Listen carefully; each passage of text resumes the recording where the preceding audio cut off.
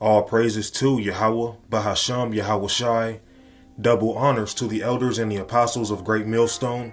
Salutations to all the true sincere brethren around the four corners, pushing out this purified truth, cleansing this wicked defiled kingdom with the word, and the water to Yahweh Shai, because without him, none of this would even be possible.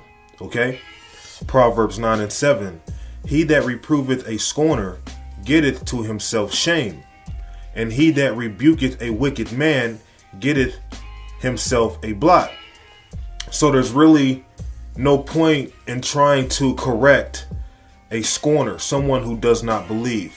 There's no point of going to someone who says, man, I'm an atheist, or, I'm kind of unsure, whatever the case may be. But let's say he shaves his beard and you go to him and you say, hey, man, in the scriptures, it tells you how you shouldn't shave your beard. He might be like, oh, it does. And he might be like, that's crazy. But then, behind your back, he's whispering to some people that work with you, man, this dude crazy. He talking about I can't shave my beard because of some Bible stuff. This dude's retarded. This dude's living in the past. This man needs to get with the program. So, when you're dealing with a lot of people in the world, you're wasting time. But this truth, man, it's like a running water. It's like a faucet. Sometimes when the water's running, it just flows and flows and flows. And we're full of it. Okay, so I'm not going to lie. There's times where it's hard to hold back the truth, even to a full, because you just have a passion to talk about it. You just have to open up. We're like a bottle of wine that's full. Okay. And, the bottles of wine back then are different than now. They wasn't using glass bottles. They were using, I forget the name, but they looked like a, let's see, it's really hard to explain. Some kind of flesh. It was like a soft tissue, but it would hold your liquid. And if you had too much in it, it would end up bursting. So in this truth, it's kind of like you just being full, and if you don't let it out, you're going to explode because you just want to talk about it. But yet, we have to be wise and just sometimes don't even speak to nobody about the scriptures. If they ask you stuff about it, don't even answer their questions. After you see that they're just a waste of time. Okay? He that reproveth a scorner getteth to himself shame. So he might go tell your boss. Now your boss is looking at you sideways. Now he's messing with your paycheck. Okay? Because he heard some rumor that, you told the guy to not shave his beard because of the Bible. And maybe he's an atheist himself. So now, it is what it is. It's not a sin, to reprove a scorner. But this is advice. This is to make your life easier. Okay? And he that rebuketh a wicked man getteth himself a blot. Now let's go into that word blot here. The definition meaning is blemish, spot, defect. Imagine someone with a pimple on their face and they try to pop it. Over time, it becomes a blemish or a spot on their face. Okay? And he that rebuketh a wicked man getteth himself a blot. And that can go into your reputation. Now he's trying to add a blemish to your reputation. Although you're doing the right thing, although your garment is white in the eyes of Yahweh Ba'ashem Yahweh Shai, here they are trying to destroy you based off of you trying to correct them using the Bible. Verse 8, reprove not a scorner lest he hate thee. Rebuke a wise man and he will love thee. So anyone who comes against you for this truth, they're a scorner. That's why they hate it. That's why they hate the words of Yahweh Ba'ashem Yahweh Shai. Okay? Rebuke a wise man and he will love thee. So you rebuke a brother, someone who understands and who gets it. He sees that it is in the scriptures. He'll be like, well, hey, I got to go with what the Spirit says. This man just rebuked me and it's biblical and I'm going off. Well, if you're wise, that's how you would be. A fool would be angry and hate you and want to avoid you at all costs. Proverbs 9 and 9. Give instruction to a wise man, and he will be yet wiser, because he'll add on to what he already knows. once you tell him something, he'll add it to what he already knows.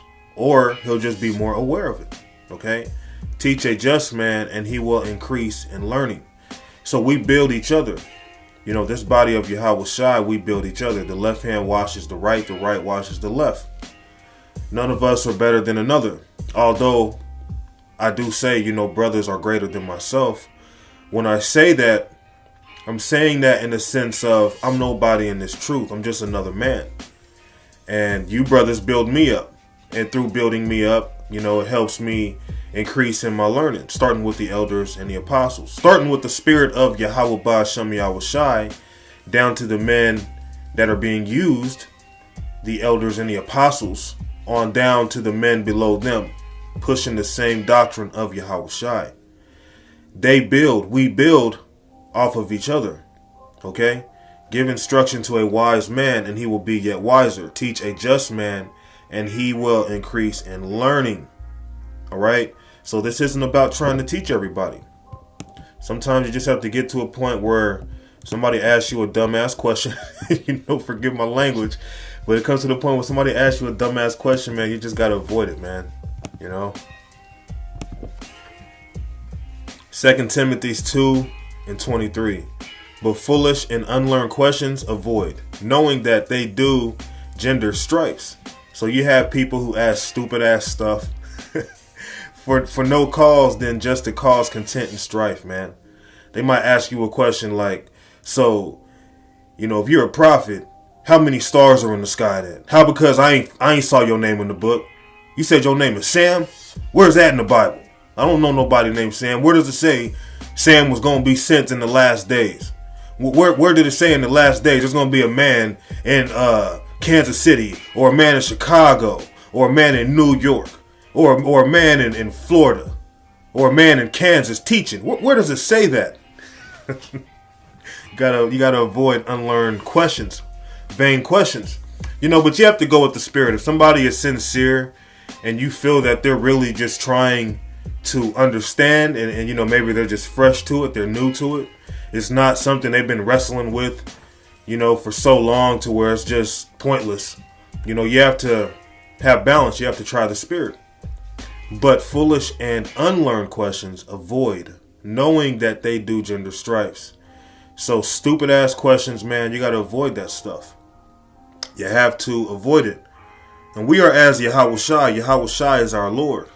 All right. And there came times when Yahweh Shai didn't answer when people asked him dumb ass questions. Okay. So I'm going to go to Luke 23:8 to prove my point. And when Herod saw Yahweh Shai, who the world calls Jesus, he was exceeding glad, for he was desirous to see him for a long season, because he had heard of many things of him, and he hoped to have seen some miracle done by him. So Herod knew of Yahweh Shai's reputation. Okay? Now, we don't push reputation in this truth, but in this truth, it is about reputation. It's about having a good name. It's about doing the works of Yahweh Ba'Shem Yahweh Shai. Okay?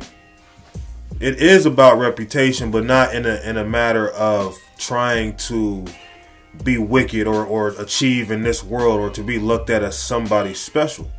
Okay? But to me, reputation is everything. Why would you be around a person if their reputation is, popping everybody's woman or stealing? Okay? So Yahweh Shai, he had reputation. He's heard of the miracles and the things that Yahweh Shai had done.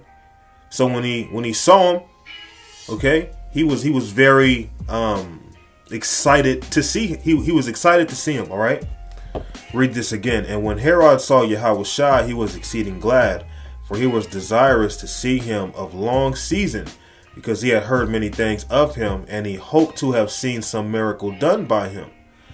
Then he questioned him in many words, but he answered him nothing. Hold on, let's get to the point. Here it comes. And the chief priest, excuse me, let me read this again. Here it comes. Then he questioned with him many words, but he answered him nothing. So Herod was asking Yahweh Shai a lot of questions.